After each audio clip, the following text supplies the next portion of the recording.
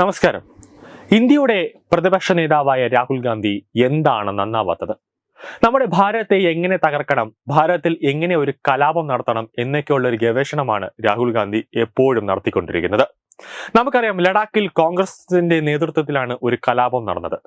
എങ്കിൽ അതേ രീതിയിൽ തന്നെ അടുത്ത അരുണാചൽ പ്രദേശിലും അതുവഴി മറ്റ് സംസ്ഥാനങ്ങളിലേക്ക്, ഭാരതത്തിന്റെ മറ്റ് സംസ്ഥാനങ്ങളിലേക്കും ഒരു കലാപം വ്യാപിച്ച് നരേന്ദ്രമോദി സർക്കാരിനെ താടിയിറക്കാനാണ് രാഹുൽ ഗാന്ധി ശ്രമിക്കുന്നത്. രാഹുൽ ഗാന്ധി എന്ന് പറഞ്ഞാൽ ഒരു ഡമ്മി പ്രതിപക്ഷ നേതാവായിട്ടാണ് ഇരിക്കുന്നത്. സോണിയാഗാന്ധി പറയുന്നതൊക്കെയാണ് രാഹുൽ ഗാന്ധി കേട്ട് പ്രവർത്തിക്കുന്നത്. കൂടാതെ ഈ ജോ സോറസിനെയൊക്കെ പോലുള്ള രാജ്യദ്രോഹ ആൾക്കാരുണ്ട്, അവരൊക്കെ പറയുന്നത് അതേപോലെ അക്ഷരം പ്രതി കേട്ട് എന്ത് പറയണമെന്ന് അവർ പറയും, അതേപോലെ കേട്ടിട്ടാണ് രാഹുൽ ഗാന്ധി പറയുന്നത്. നമുക്കറിയാം, ഒരു വിദ്യാഭ്യാസവും വലിയ രീതിയിലൊന്നുമില്ല. അതുകൊണ്ട് തന്നെയാണ് പ്രതിപക്ഷ നേതാവായിരുന്നിട്ട് പോലും രാഹുൽ ഗാന്ധി നമ്മുടെ ഭാരതത്തിലെ ഒരു സർവകലാശാല പോലും, ഒരു പ്രോഗ്രാമിന് ഉദ്ഘാടനം ചെയ്യാൻ പോലും ഇന്ത്യയുടെ പ്രതിപക്ഷ നേതാവിനെ ഇതുവരെയായിട്ട് വിളിച്ചിട്ടില്ല. വിദേശ രാജ്യത്ത് വിളിക്കും, സ്വാഭാവികമായിട്ടും അത് ഇവരുടെയൊക്കെ PR ടീമിന്റെ ഭാഗമായി പൈസയൊക്കെ കൊടുത്ത് അങ്ങനെയൊക്കെ സെറ്റപ്പ് ചെയ്താണ് വിളിക്കുന്നത്. പക്ഷെ അവിടെ ചെന്നിട്ട് ആന മണ്ടത്തനമാണ് വിളമ്പിയത്. ഇതും കേട്ടോണ്ട് കുട്ടികൾ അവിടെ വെറുതെ ഇരുന്നില്ല, എടുത്തിട്ട് പ്രതിപക്ഷ നേതാവിനെ പഞ്ഞിക്കിടുന്ന രീതിയിലുള്ള ചോദ്യങ്ങളുമായിരുന്നു ഉണ്ടായിരുന്നത്. അവസാനം നാണം കെട്ടിട്ടാണ് പ്രതിപക്ഷ നേതാവ് രാഹുൽ ഗാന്ധി അവിടെ നിന്ന് തടി തപ്പിയത്. സ്വാഭാവികമായി എല്ലാ സമയത്ത് ഉപയോഗിക്കുന്ന പോലെ വിദേശ രാജ്യത്ത് പോയാൽ ഭാരതത്തെ അപമാനിക്കാൻ അത് രാഹുൽ ഗാന്ധി ഇത്തവണയും മറന്നിട്ടില്ല എന്നതാണ് ഒരു പ്രധാന കാര്യം. സ്വന്തം മാതൃരാജ്യമായ ഇന്ത്യയെ വീണ്ടും വിദേശ മണ്ണിൽ നിന്നുകൊണ്ട് അധിക്ഷേപിച്ചിരിക്കുകയാണ് രാഹുൽ ഗാന്ധി എന്ന പ്രതിപക്ഷ നേതാവ്. കൊളംബിയയിലെ ഒരു സർവകലാശാലയിൽ നടത്തിയ പ്രസംഗത്തിൽ ഇന്ത്യക്കെതിരെ ഒരുപിടി ആരോപണങ്ങളാണ് രാഹുൽ ഗാന്ധി ഉയർത്തിയത്. വെറും ആരോപണങ്ങൾ മാത്രമാണ്, ഒരു തെളിവും രാഹുൽ ഗാന്ധി അവിടെ തുറന്നു കാണിച്ചിട്ടില്ല. അതിന് കയ്യിൽ ഒരൊറ്റ തെളിവുമില്ല താനും. വെറും ആരോപണങ്ങൾ മാത്രം. അതെല്ലാ കാലത്തും കോൺഗ്രസ് നേതാക്കളുടെ ഒരു രീതി തന്നെയാണ്, ആരോപണങ്ങൾ പടച്ചുവിടുക. ജനാധിപത്യത്തിനെതിരായ ആക്രമണമാണ് ഇന്ത്യ നേരിടുന്ന വെല്ലുവിളി എന്നുമാണ് രാഹുൽ ഗാന്ധി പറഞ്ഞത്. ലഡാക്കിൽ നേപ്പാൾ രീതിയിൽ ജൻസി കലാപമുണ്ടാക്കിയ മോദി സർക്കാരിനെ അട്ടിമറിക്കാനായി ആക്രമ സമരം നടത്തിയ സോനം വാങ്ചുക്കിനെ അറസ്റ്റ് ചെയ്തതിനെയാണ് ജനാധിപത്യത്തിനെതിരായ വെല്ലുവിളിയായി രാഹുൽ ഗാന്ധി വ്യാഖ്യാനം ചെയ്തത്. വീണ്ടും വിദേശ മണ്ണിൽ നിന്നുകൊണ്ട് ഇന്ത്യയുടെ ജനാധിപത്യത്തെ വിമർശിക്കുന്ന രാഹുൽ ഗാന്ധി പ്രതിപക്ഷ നേതാവല്ല, വ്യാജ പ്രചാരണത്തിന്റെ നേതാവാണെന്നാണ് BJP വിമർശിക്കുന്നത്. ഏറ്റവും അധികം ഇന്ത്യ വളർച്ച നേടുന്ന മേഖലയായ വിദ്യാഭ്യാസത്തെയും ആരോഗ്യ രംഗത്തെയും വരെ രാഹുൽ ഗാന്ധി വെറുതെ വിട്ടില്ല. എന്തിന്? ഇന്ത്യ പാകിസ്ഥാനിലേക്ക് സർജിക്കൽ സ്ട്രൈക്ക് നടത്തിയപ്പോൾ എവിടെ തെളിവ് എന്ന് ചോദിച്ച വ്യക്തിയാണ്.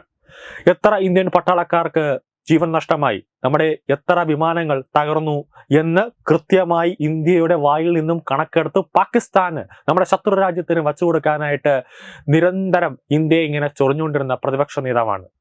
ഇതല്ല, ഇതിന്റെ അപ്പുറവും രാഹുൽ ഗാന്ധി പറയും. കാരണം ഈ രാഹുൽ ഗാന്ധി ഒരിക്കലും നന്നാവില്ല എന്നതാണ് യാഥാർത്ഥ്യം. അങ്ങനെ നന്നായിരുന്നുവെങ്കിൽ ജനങ്ങൾ കോൺഗ്രസിനെ ചിലപ്പോൾ ഇരു കൈ നീട്ടി സ്വീകരിക്കുമായിരുന്നു. ജനങ്ങൾക്ക് മനസ്സിലായി കോൺഗ്രസിന്റെ സ്വഭാവം എന്താണെന്ന്. ഇന്ത്യയെ പോലെ ഒരു രാജ്യത്ത് സ്വകാര്യവത്കരണം സാധ്യമാവില്ല എന്നായിരുന്നു രാഹുൽ ഗാന്ധിയുടെ ഒരു വിമർശനം. രാഹുൽ ഗാന്ധിയുടെ പിതാവ് രാജീവ് ഗാന്ധി തന്നെയാണ് ഇന്ത്യയെ സ്വകാര്യവത്കരിക്കുകയും ഉദാരവത്കരിക്കുകയും ചെയ്തത് എന്ന ചരിത്രം മറന്നുകൊണ്ടായിരുന്നു യുവ കോൺഗ്രസ് നേതാവിന്റെ ഈ പ്രസംഗം. ഉടനീളം മണ്ടത്തരങ്ങൾ വാരി വിതറിയ പ്രസംഗത്തിൽ ഇന്ത്യയിൽ ജനാധിപത്യമില്ല എന്നും അധികാര വികേന്ദ്രീകരണം ശരിയായ രീതിയിൽ ഇല്ല എന്നുമാണ് രാഹുൽ ഗാന്ധി വിമർശിക്കുന്നത്. അധികാര വികേന്ദ്രീകരണമില്ല എന്ന വിമർശനം ഒരു ബൈക്കിനോട് ഇന്ത്യയെ താരതമ്യം ചെയ്താണ് രാഹുൽ ഗാന്ധി ആദ്യ ഒരു മണ്ടത്തരം നടത്തിയത്. അതായത് ഇലക്ട്രിക് മോട്ടോറുകളിൽ ഊർജം എല്ലാ ഭാഗത്തും ഒരുപോലെ വിതരണം ചെയ്യപ്പെട്ടത് കൊണ്ടാണ് അത് ഫലപ്രദമായി പ്രവർത്തിക്കുന്നതെന്നാണ് രാഹുൽ ഗാന്ധി പറഞ്ഞ ഒരു മണ്ടത്തരം. ഇലക്ട്രിക് മോട്ടറും അധികാര വികേന്ദ്രീകരണവും തമ്മിൽ ഒരു ബന്ധവുമില്ല എന്നിരിക്കെ എങ്ങനെയാണ് രാജ്യത്തിന്റെ അധികാര വികേന്ദ്രീകരണത്തെ ഇലക്ട്രിക് മോട്ടറുമായി ബന്ധപ്പെടുത്താൻ അല്ലെങ്കിൽ താരതമ്യം ചെയ്യാൻ കഴിയുന്നത് എന്ന പരിഹാസമാണ് കുട്ടികൾ തന്നെ ചോദിച്ചത്. തിരിച്ച് കുട്ടികൾ ചോദ്യം ചോദിച്ചപ്പോൾ ഉത്തരം മുട്ടിയ അവസ്ഥയിൽ ബബ്ബ അടിക്കുകയായിരുന്നു. അതുപോലെ കാറിനെയും ബൈക്കിനെയും തമ്മിൽ താരതമ്യം ചെയ്ത് മറ്റൊരു ആന മണ്ടത്തരവും രാഹുൽ ഗാന്ധി കൊളംബിയ സർവകലാശാലയിൽ നടത്തി. കാറിന് 3000 കിലോഗ്രാം ഭാരമുണ്ടെന്നും എന്നാൽ ഒരു ബൈക്കിന് 100 കിലോഗ്രാം മാത്രമേ ഭാരമുള്ളൂ എന്നും പറഞ്ഞ രാഹുൽ ഗാന്ധി ഒരു കാറിന് ഒരാളെ വഹിക്കണമെങ്കിൽ 3000 കിലോഗ്രാം വേണമെന്നും എന്നാൽ ഒരു ബൈക്കിന് 2 ആളെ വഹിക്കാൻ 100 കിലോഗ്രാമേ വേണ്ടുവെന്നും രാഹുൽ ഗാന്ധി പറയുന്നു. ഇതിലും രാഹുൽ മണ്ടത്തരം തന്നെയാണ് പറഞ്ഞത്. കാർ നിർമ്മിച്ചത് ഒരാളെ കൊണ്ടുപോകാനല്ല എന്ന കാര്യം രാഹുൽ മറന്നുപോയി. ഇത്രയധികം മണ്ടത്തരങ്ങൾ ഒരൊറ്റ പ്രസംഗത്തിൽ പറഞ്ഞ ഒരു നേതാവിനെ മുമ്പ് കണ്ടിട്ടില്ല എന്നാണ് BJPയുടെ IT സെൽ വക്താവ് അമിത് മാളവിയ പരിഹസിച്ചത്. ഈ രാഹുൽ ഗാന്ധി എങ്ങാനോ ഇന്ത്യയുടെ പ്രധാനമന്ത്രി ആയാലുള്ള കാര്യമെന്ന് ആലോചിച്ച് നോക്കൂ. ഭാരതത്തിലെ 140 കോടി ജനങ്ങൾ മറ്റ് വിദേശ രാജ്യത്ത് പോകുമ്പോൾ തലയിൽ തുണിയിട്ട് നടക്കേണ്ടി വരും. ഇപ്പോൾ നമ്മൾ ഒരു വിദേശ രാജ്യത്ത് പോകുമ്പോൾ ചെന്നിട്ട് നെഞ്ചുമരിച്ച് വി ആർ ഫ്രം ഇന്ത്യ എന്ന് പറയുമ്പോൾ നമുക്കൊരു റെസ്പെക്ട് കിട്ടുന്നുണ്ട്. കാരണം നമ്മുടെ രാജ്യത്ത് ഭരിക്കാൻ ഒരു പ്രധാനമന്ത്രിയുണ്ട്. അദ്ദേഹത്തിന്റെ പേര് നരേന്ദ്ര ദാമോദർ ദാസ് മോദി എന്നാണ്.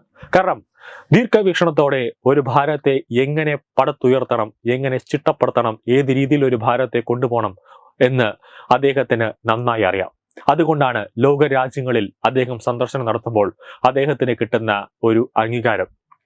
ഭാരതത്തിലെ ജനങ്ങൾ മറ്റു വിദേശ രാജ്യത്തേക്ക് പോകുമ്പോൾ ഇന്ത്യ എന്ന് കേൾക്കുമ്പോൾ തന്നെ അവർ എണീച്ചു നിന്ന് നമ്മളെ ആലിംഗനം ചെയ്യുന്നതും നമുക്ക് ഷേക്കൻഡ് തരുന്നതും. അത് ആ രാജ്യത്തെ ഭരണകർത്താക്കളുടെ ഒരു പവറും അവർ നടത്തുന്ന ഒരു വികസനത്തിന്റെയും അതിൽ ആകർഷകനായി ജനങ്ങൾ തന്നെ നമുക്ക് തരുന്ന ഒരു റെസ്പെക്റ്റ് ആണ്. ഈ രാഹുൽ ഗാന്ധിയെ പോലെയുള്ള കോൺഗ്രസിന്റെ എട്ടും പൊട്ടും തിരിയാത്ത ഈ പ്രതിപക്ഷ നേതാവ് ഭാരതത്തിന്റെ പ്രധാനമന്ത്രിയായാൽ ഭാരതം അധപ്പതിച്ചു എന്ന് തന്നെ പറയേണ്ടി വരും. ഒരിക്കലും അങ്ങനെ സംഭവിക്കാതിരിക്കട്ടെ. ന്യൂസ് ഡെസ്ക് തത്വമൈ ന്യൂസ്.